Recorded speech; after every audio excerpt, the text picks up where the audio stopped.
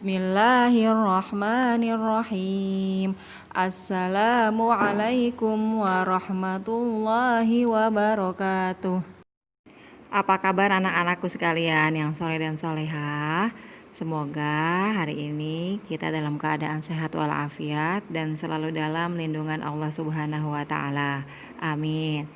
Anak-anakku, pada pertemuan sebelumnya kita mempelajari tentang ciri khusus hewan.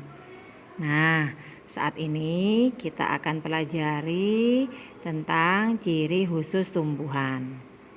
Ya, tujuan kita mempelajari ciri khusus ini, yang pertama, kalian mampu menganalisis cara makhluk hidup menyesuaikan diri dengan lingkungannya, terutama tumbuhan ya, dan menyajikan karya tentang cara makhluk hidup menyesuaikan diri dengan lingkungannya. Tumbuhan memiliki cara yang unik untuk menyesuaikan diri dengan lingkungannya agar dapat bertahan hidup. Nah, penyesuaian diri makhluk hidup agar dapat bertahan hidup disebut dengan adaptasi. Berikut ini cara tumbuhan menyesuaikan diri dengan lingkungannya. Yang pertama, Venus flytrap. Nah, Ibu sajikan video, silakan disimak dan dilihat tentang tumbuhan Venus.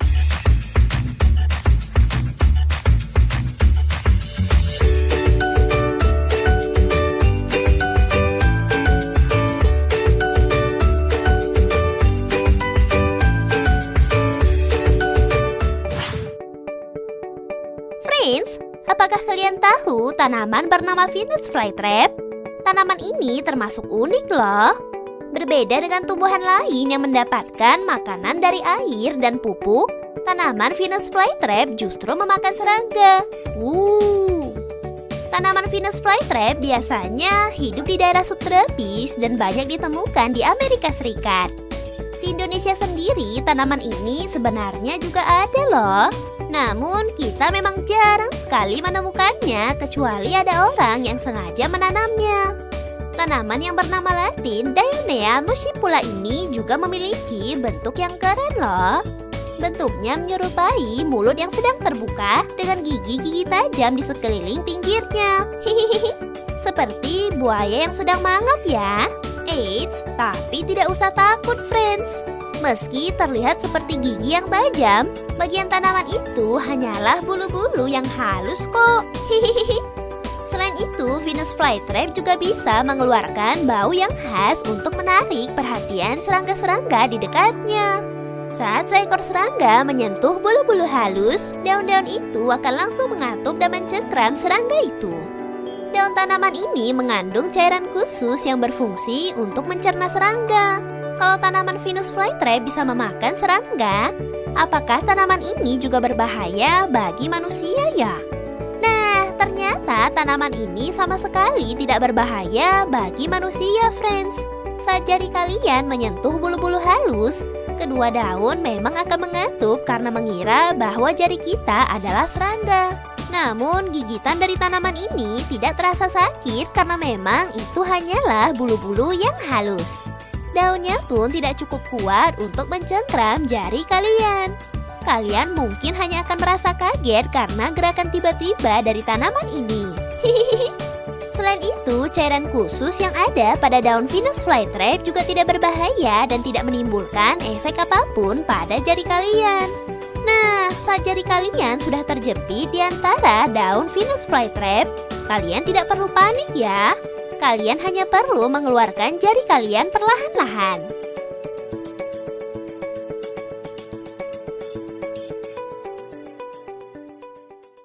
Yang kedua adalah kantong semar. Untuk lebih paham, kalian saksikan video ini ya.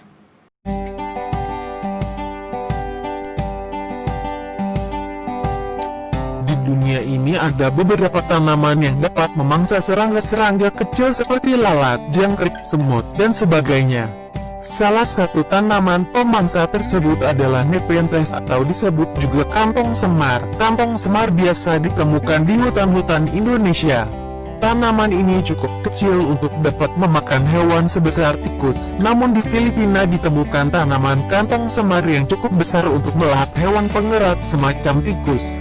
Kantong semar ini dinamakan dengan nama Nepenthes attenboroughi. Ciri khas kantong semar biasanya tumbuh dalam jumlah yang besar sewaktu daun masih muda. Kantong pemangsa pada Nepenthes tertutup, lantas membuka ketika sudah dewasa. Dia juga akan menutup diri ketika sedang melahap mangsa. Tujuannya supaya proses pencernaan berjalan lancar dan tidak diganggu musuh. Bibir lubang kantung dilengkapi dengan alat penipu. Organ itu berwarna merah serta mampu menebarkan aroma manis. Warna bibir kantong semar yang berwarna serta beraroma manis itu akan memikat dan membuat lengah calon mangsa. Binatang yang terpikat akan tergelincir masuk ke dalam kantung yang licin. Cairan asam yang berada dalam kantung tengah lalu mencerna tubuh mangsa itu. Tubuh mangsa kemudian diolah menjadi garam fosfat dan nitrat yang kemudian diserap oleh kantong semar. Tidak semua jenis kantong semar memiliki mangsa favorit yang sama. Semut adalah menu kesukaan bagi Nepenthes mirabilis, namun ada juga yang menyukai rayap seperti Nepenthes albomarginata. Ada pula spesies kantong semar yang tidak suka menyantap daging, tapi melalap guguran dedaunan dari tumbuhan yang berada di atasnya, disebut Nepenthes ampullaria. Bahkan ada kantong semar yang menyukai kotoran burung atau dinamakan Nepenthes yowie.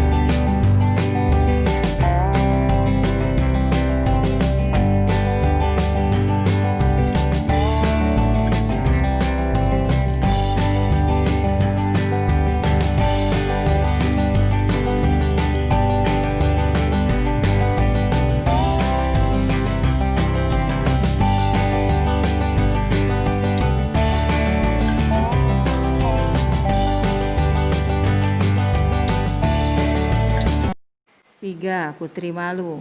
Putri malu merupakan tumbuhan polong-polongan yang mempunyai ciri khusus berupa daun yang akan mengatup jika disentuh. Tujuannya adalah untuk melindungi diri dari herbivore yang akan memakannya. Setelah putri malu mengatup, maka daun bagian bawah akan terlihat berwarna pucat. Hal ini membuat hewan mengira bahwa tumbuhan telah layu dan tidak enak dimakan.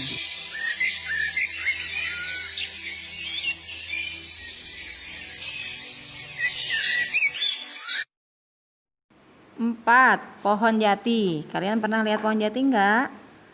Nah, pohon jati menyesuaikan diri dengan cara menggugurkan daunnya atau disebut juga dengan meranggas pada musim kemarau. Tujuannya adalah agar tidak terjadi penguapan yang berlebihan yang dapat menyebabkan tumbuhan kekurangan air dan mati. Selain pohon jati, ada juga loh tumbuhan lain yang meranggas. Contohnya seperti pohon mahoni dan pohon kedongdong, tapi tidak sebanyak pohon jati. Yang kelima, tumbuhan mawar. Mawar memiliki duri di batangnya. Batang tumbuhan mawar mempunyai duri yang umum disebut dengan spina.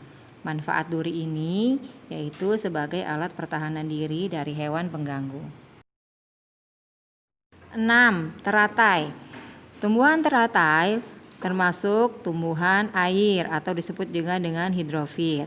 Ciri khusus tumbuhan teratai yang pertama, memiliki daun yang lebar dan tipis yang bertujuan mempercepat penguapan atau transpirasi. Kedua, permukaan daun dilapisi lilin agar daun teratai tidak basah sehingga proses penguapan tidak terganggu. Ketiga, daun teratai memiliki banyak rongga udara pada akar dan batangnya.